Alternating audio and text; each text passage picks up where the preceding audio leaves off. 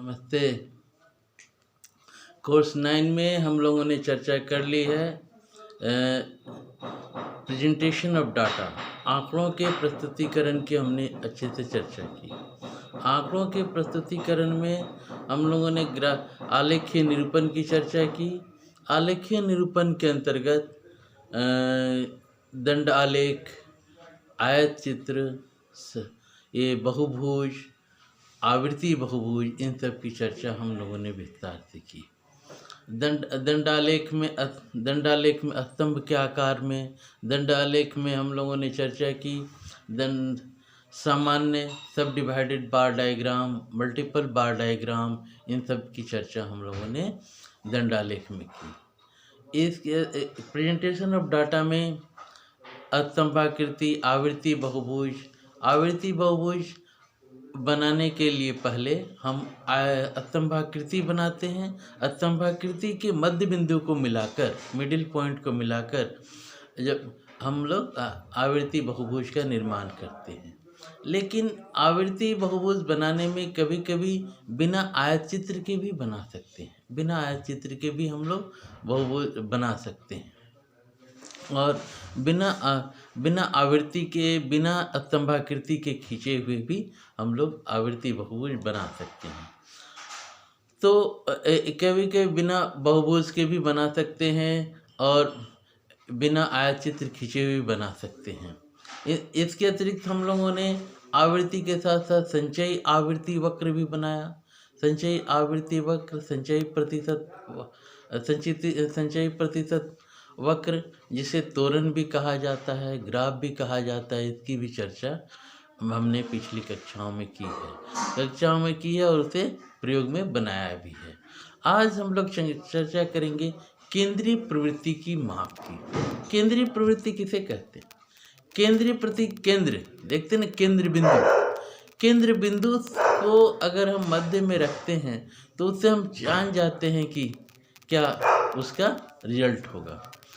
हम लोग घर में भी प्रयोग में देखते हैं कि औरतें जब खाना बनाती हैं, चावल बनाती हैं, तो भात का एक दाना, दो दाना ही निकालकर हाथ से छूकर देख लेती हैं कि चावल अब भात बन गया है अथवा नहीं।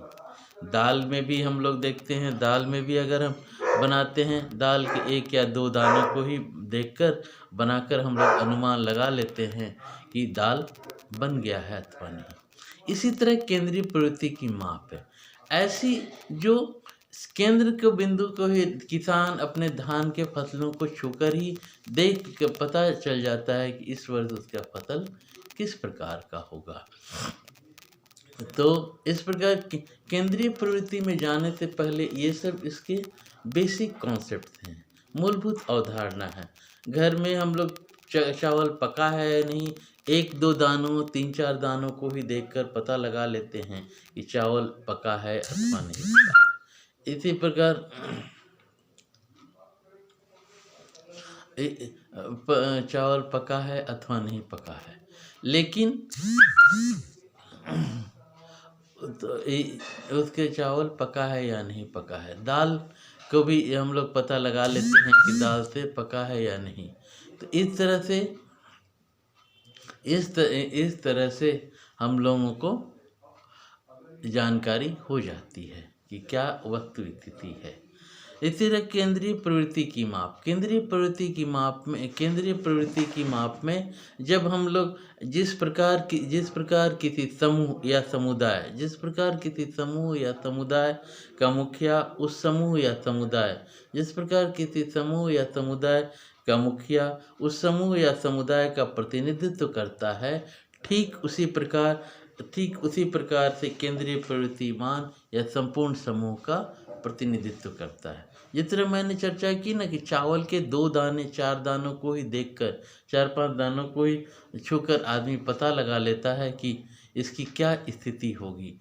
चावल अध पका है, पूरा पका है या नहीं पका है। ये उसी प्रकार केंद्रीय प्रवृत्ति को भी देखकर क्लास में 50-50 बच्चे एक कक्षा में रहते हैं ना जी। क्लास में एक कक्षा में 50-50 बच्चे रहते हैं और उन बच्चों में के लिए किसी भी टीचर के लिए संभव नहीं है कि बारी बारी से खड़ा होकर सबके पास जाकर उनसे प्रश्न कर दे। तो कुछ रो में किसी रो से 2-3 बच्चों को खड़ा कर लिया, या हर रो से 2-3 बच्चों को खड़ा कर लिया और जानकारी ले ली, तो समझ जाते हैं कि बच्चा सीखा है या नहीं सीखा है। बच्चा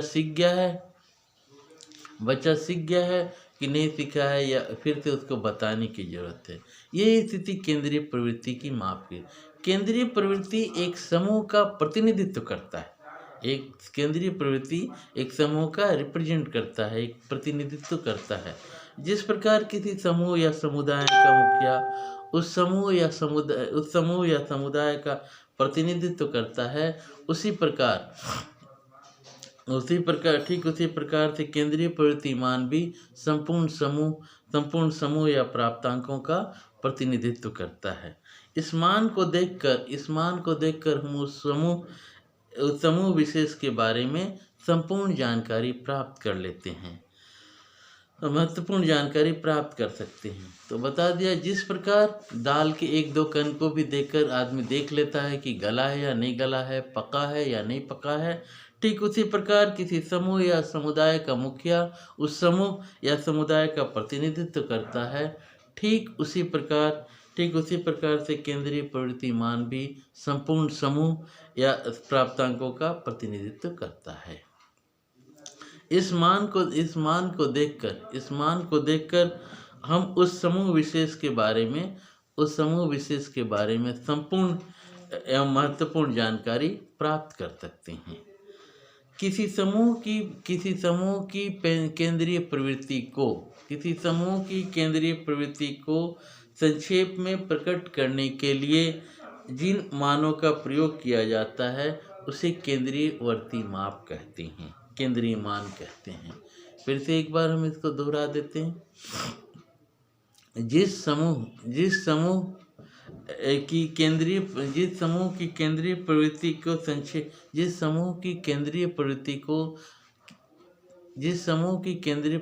को संक्षेप में प्रकट करने के लिए जिन मानों का प्रयोग किया जाता है उसे ही केंद्रीय प्रवृत्ति की माप कहते हैं। इस मानों को केंद्रीय प्रवृत्ति की माप कहते हैं। और केंद्रीय प्रवृत्ति की मापों का महत्व की चर्चा करते हैं।